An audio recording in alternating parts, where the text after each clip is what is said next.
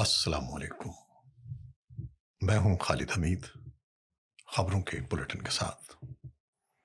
پاکستان میں آئے اپنے تمام ناظرین کو جشن آزادی کی مبارک۔ آغاز کرتے ہیں آج کی تازہ ترین خبروں سے۔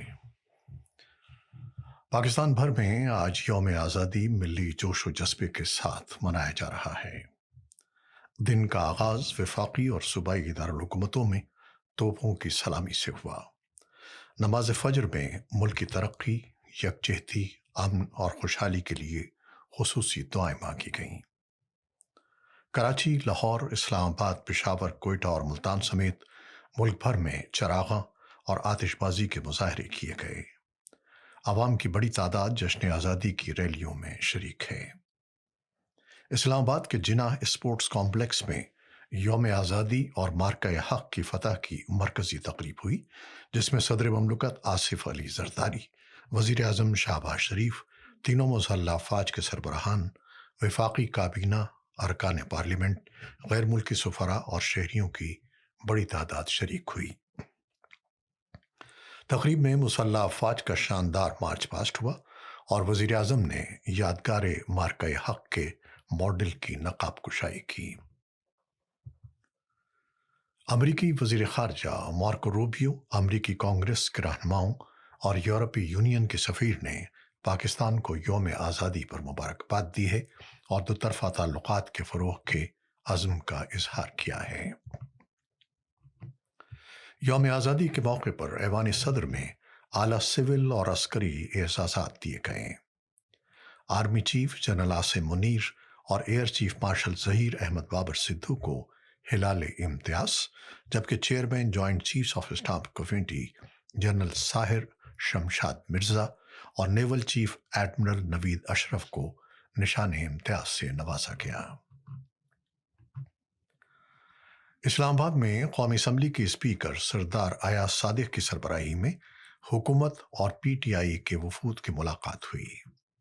دونوں فریقین نے مذاکرات پر آمادگی ظاہر کی، تاہم ذرائع کے مطابق باضابطہ عمل کے آغاز کے لیے عمران خان کی منظوری ضروری ہوگی۔ جیو نیوز کی رپورٹ کے مطابق اسپیکر قومی اسمبلی سردار ایاز صادق، وزیر قانون اعظم نذیر تاڑر اور وزیر پارلیمانی امور ڈاکٹر طارق فضل چودھری نے پی ٹی آئی کے وفد کو سہولت دیتے ہوئے شیخ وقاص اکرم کی ایوان سے 40 دن سے زائد غیر حاضری پر سزا کی قرارداد کو روک کے رکھا۔ اسی دوران پیپلز پارٹی کے سینئر رہنما سید نوید قور نے اپوزیشن بینچوں پر P T I chairman barrister Gohar Ali Khan اور سابق اسپیکر اسد قیصر سے ملاقات کی۔ اسپیکر کے دفتر میں ہونے والی ملاقات کے دوران اگرچہ دونوں فریق مذاکرات کے حامی نظر آئے، تاہم ذرائع نے تصدیق کی ہے کہ کسی بھی باضابطہ عمل کے آغاز کے لیے جیل میں موجود پی ٹی آئی کے بانی عمران خان کی منظوری درکار ہوگی، جو حکومتی جماعتوں سے بات چیت کے مخالف ہیں۔ پشاور اور لوور دیر میں پولیس چوکیوں پر حملوں میں 5 اہلکار شہید اور 8 زخمی ہو گئے ہیں۔ دیربالا میں کوئک ریسپانس فورس کے موبائل پر حملے میں مزید 3 اہلکار شہید اور 6 زخمی ہوئے۔ شہداء کی نماز جنازہ پورے سرکاری اعزاز کے ساتھ ادا کی گئی۔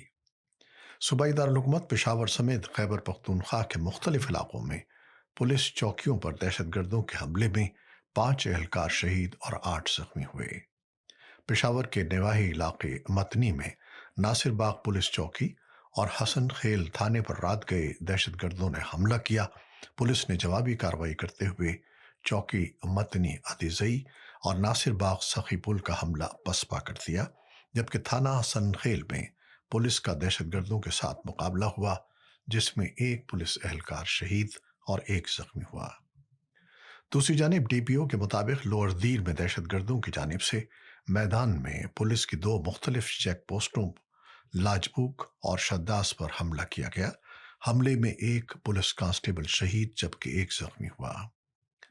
دیربالا میں دہشت گردوں نے کوئک ریسپانس فورس کی موبائل پر حملہ کیا، جس کے نتیجے میں 3 پولیس اہلکار شہید اور 6 زخمی ہو گئے۔ تھانہ سنخیل حملے میں شہید پولیس اہلکار جہانگیر خان کی نماز جنازہ ملک سعد شہید پولیس لائن میں پورے سرکاری اعزاز کے ساتھ ادا کی گئی۔ پولیس کے چاق و چوبند دستے نے شہید کو سلامی پیش کی۔ کلگام میں بھارتی فوج کا آپریشن ناکام ہو گیا ہے۔ 12 دن میں 9 فوجی ہلاک اور کرنل سمیت 14 زخمی ہوئے ہیں۔ مقبوضہ کشمیر کے علاقے کلگام میں بھارتی فوج کا یہ آپریشن ناکام ہوا۔ کشمیر میڈیا سروس کے مطابق کلگام میں ہونے والا یہ آپریشن بھارتی افواج اور کشمیری مزاحمت کاروں کے درمیان طویل ترین لڑائی ثابت ہوا، جس میں 12 دنوں میں 9 بھارتی فوجی ہلاک ہوئے، جبکہ آپریشن میں کرنل سمیت بھارتی فوج کے 14 اہلکار زخمی ہو گئے۔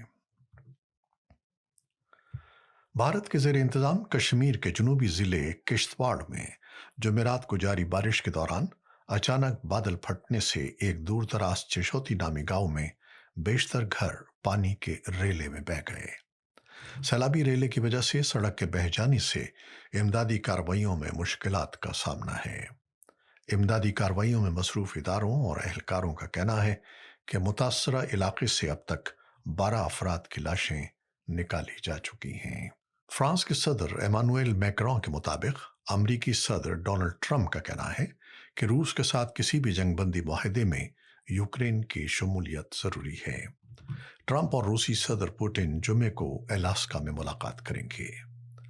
فرانس کے صدر ایمانوئل میکرون کے مطابق صدر ڈونلڈ ٹرمپ نے کہا ہے کہ روس کے ساتھ کسی بھی جنگ بندی معاہدے سے علاقے میں بات چیت میں یوکرین کو شامل ہونا ضروری ہے۔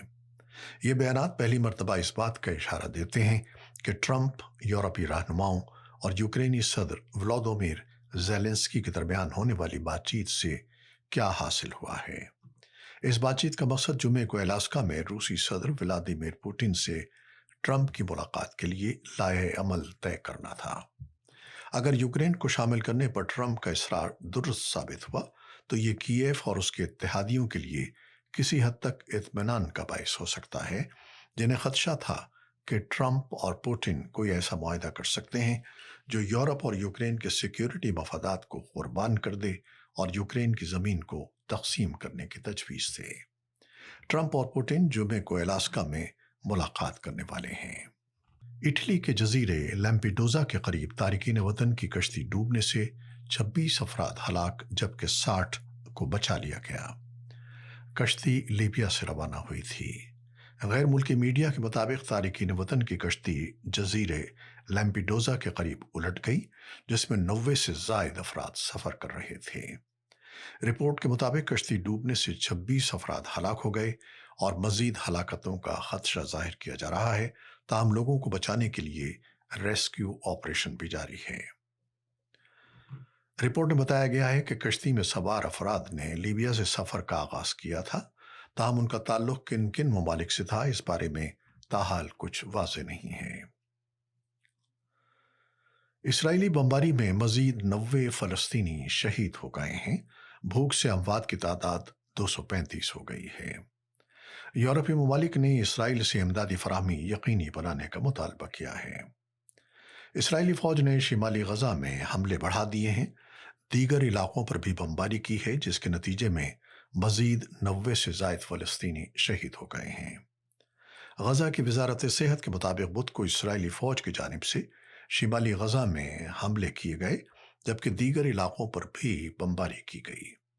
غزہ میں قحط کی صورتحال بھی برقرار ہے، جہاں بھوک کی شدت سے مزید 8 فلسطینی انتقال کر گئے۔ اسرائیل کی مسلط کردہ بھوک سے اموات کی تعداد 235 ہو گئی ہے۔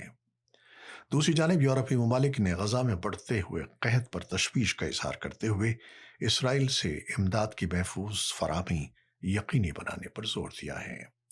نیوزی لینڈ نے غزہ امداد میں رکاوٹ اور فلسطینیوں کی جبری بے دخلی کو شرمناک قرار دیا ہے۔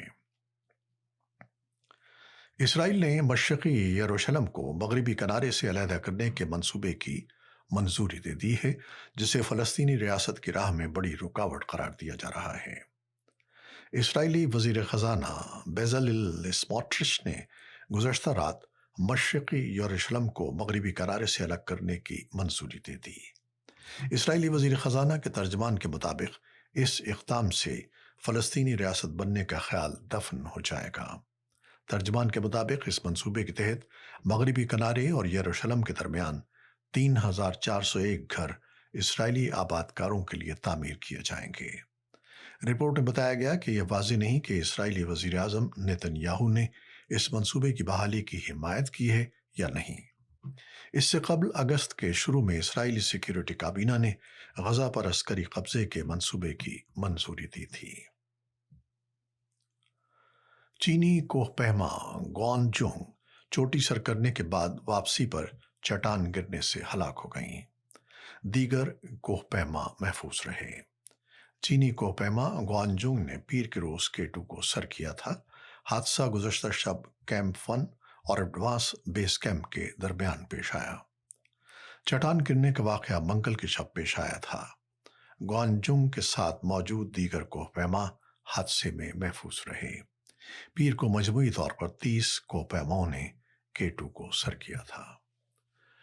یہ تھیں وہ خبریں جو آپ ہمارے YouTube چینل پر دیکھ سکتے ہیں۔ اس کو پسند کر سکتے ہیں، شیئر کر سکتے ہیں اور اپنے کمنٹس میں اپنی رائے کا اظہار کر سکتے ہیں۔ آپ ہمارے اس چینل کو سبسکرائب کرنا نہ بھولیے گا۔ خالد حمید کو اب اجازت دیجیے گا۔ اللہ حافظ۔